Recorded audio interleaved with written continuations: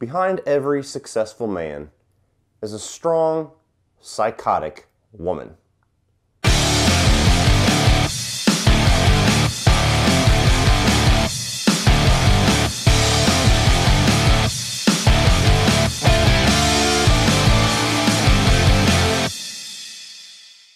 So Bride of Chucky tells the story of Chucky once again resurrected on the road with his new bride Tiffany, trying to find a way to finally get him and her out of the doll bodies that they have been stuck in, and all the while trying to keep his relationship intact with somebody who might even be more unhinged than he is. So after the first 3 installments of Child's Play, basically following the same setup, the same formula, Chucky going after Andy Barclay, or a young kid Andy Barclay has to protect, just trying to get out of his body, this movie badly, or this franchise rather, badly needed some kind of new flavor, some new direction, some new life injected into it, and Ronnie Yu did everything in spades to rejuvenate this franchise, in my opinion. He took a hold of this franchise and he injected some much needed life, humor, and style into these movies. And just like he did with Freddy vs. Jason, he just sets out to make a movie that is a thrill ride and a blast to watch. And even more than Freddy vs. Jason, in my opinion, he succeeds in doing that with Bride of Chucky.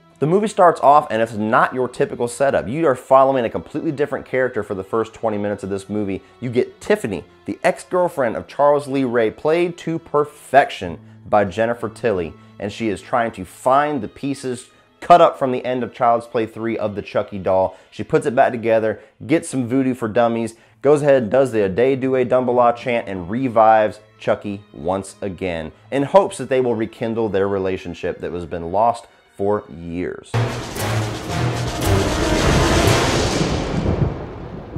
Well, hello, Dolly.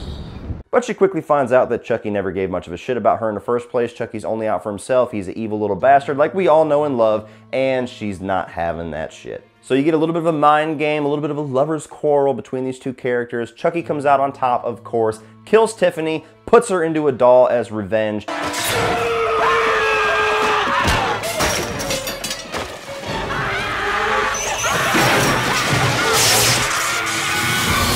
And so we had the setup of our movie, Bride of Chucky, a road trip movie and a relationship movie between two very demented evil minds. Now, speaking on Tiffany, this movie had some serious balls with the character of Tiffany, because Bride of Chucky not only asks you to share the screen of Chucky with a completely new character that we have never seen or heard of before, but it honestly tells you to devote more attention and more appreciation to the character of Tiffany than Chucky himself in this movie. Most of the storyline, most of the best scenes, most of the kills are all focused on Tiffany's character, and Chucky kind of takes a little bit of a back seat in his own franchise for this installment. And in my opinion, that makes this movie even better. Barbie, eat your heart out.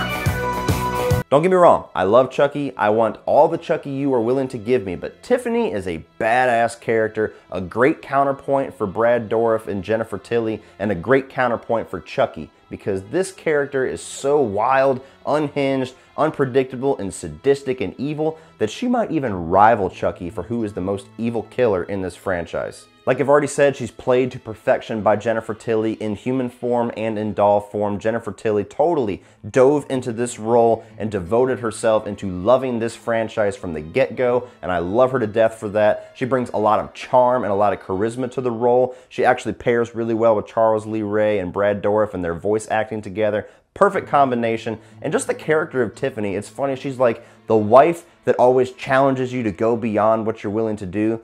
But in their case, she's challenging him to be a little bit more creative with the kills and get away from the knife for a while. Now, speaking of Chucky, once again, like I'm going to say in pretty much every single one of these movies, except for maybe one, that Brad Dourif just brings it as Chucky. Every single time this guy comes back as Chucky, he brings something new to the role, something even more evil and demented and hilarious. And the lines that he has in this movie, in my opinion, are the best Chucky lines in the franchise. The one-liners are hilarious. The jokes totally land, every single one. I'm enthralled and I'm cracking up the entire time this movie is on, no matter how many times I revisit it. Now sit back and learn from the master.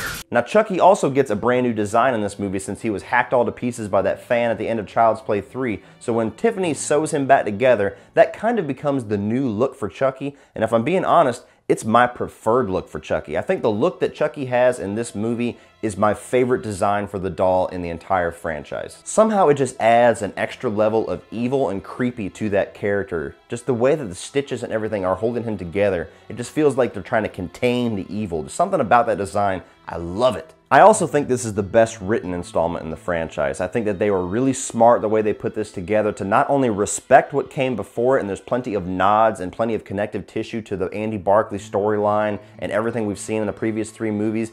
So how did you end up like this? Well, it's a long story. It sure is. In fact, if it was a movie, it would take 3 or 4 sequels just to do it justice.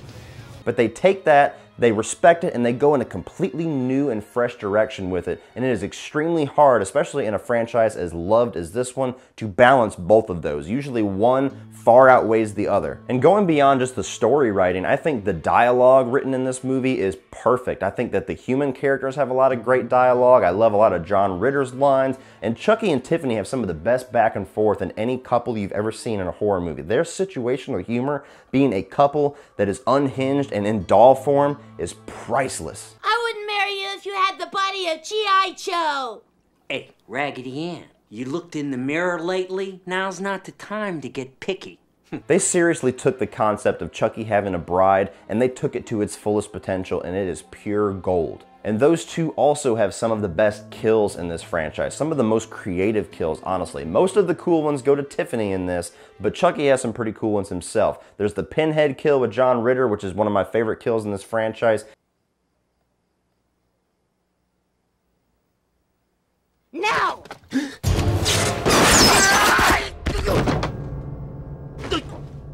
And one of my favorite lines in the franchise. Chucky, go ahead. Why does that look so familiar? But I also really like the kill in the motel room with all the falling glass on the asshole thief couple.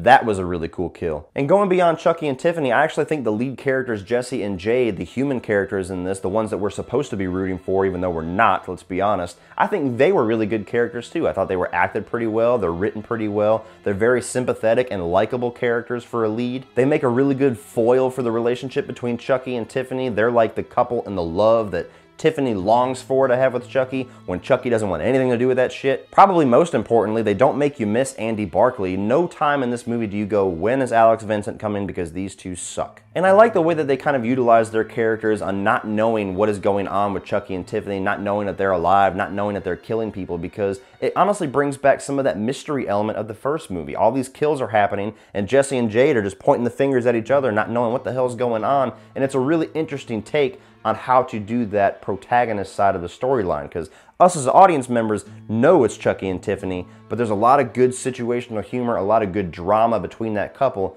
because they don't know it's Chucky and Tiffany. Also, I gotta take a moment for my metalheads out there. This movie has a badass soundtrack. You've got Judas Priest, Rob Zombie, so many kick-ass tunes, and that is another element that Ronnie Yu is just awesome at, because his soundtracks for this and Freddy vs. Jason, honestly, among some of the best metal soundtracks you were ever going to find. And if I can kind of pretend that Seed of Chucky doesn't exist, this movie has a great ending and a great lead in to where this story should have gone in the sequel to Bride of Chucky. It's a really cool way to cap everything off, make everything just even more darkly humorous, and I couldn't think of any other way to end this story more perfectly than what they do with the final shot of this movie. You know what, people?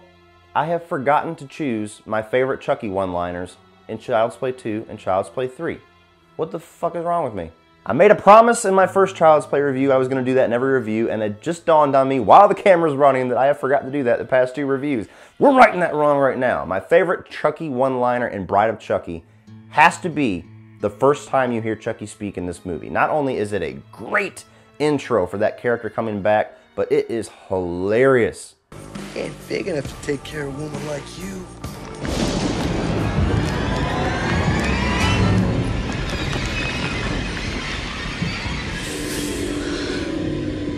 Ain't the size that counts, asshole. It's what you do with it.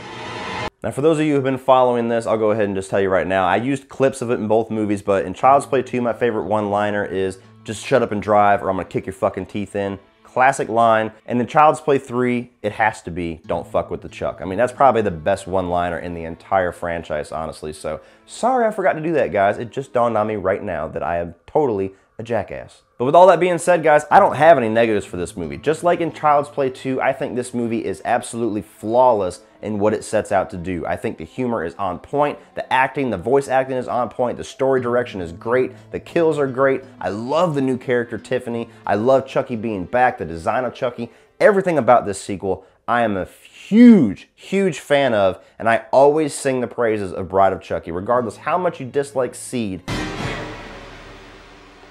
you have to acknowledge how awesome Bride of Chucky is. So if you're a Child's Play fan and you're burnt out on the story direction of the first 3 movies and you want a unique take and a direction for this franchise, look no further than Bride of Chucky, because this is one of the greatest sequels of all time in my opinion. So definitely go out and buy it.